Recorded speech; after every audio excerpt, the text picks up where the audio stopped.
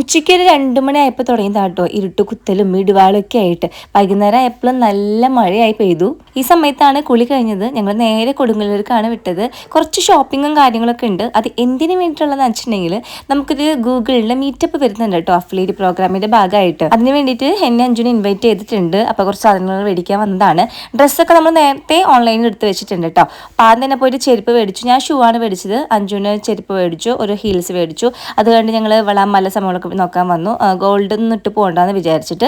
അപ്പോൾ കമ്മലെടുത്തു, ക്രാബ് എടുത്തു. ക്രാബാണ് നമ്മുടെ വീട്ടിലെ ദൂരം മേടിച്ചിട്ടുണ്ടെങ്കിലും ഞാൻ അഞ്ചും കൂടി കളയുന്നുണ്ട്. ഇപ്രാവശ്യം വന്നിട്ടുള്ളത് അല്ലുക്കുട്ടനാണ്. അല്ലുക്കുട്ടനെ ഇവിടെ എത്തിയപ്പോൾ എല്ലാതും വേണം, അവനും വേണം വളയമാലൊക്കെ. അവൻ എന്തൊക്കെയോ പറഞ്ഞിറങ്ങി. പിന്നെ 2 വൈറ്റ് ലെഗിൻസ് മേടിച്ചിട്ടുണ്ടായിരുന്നു.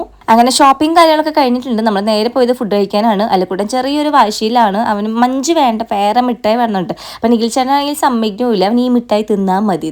അപ്പോൾ അത്രയുള്ളൂ ഗൈസ്. ഞാൻ ടോപ്പിൻ്റെ ലിങ്ക് കൊടുത്തേക്കാം കേട്ടോ.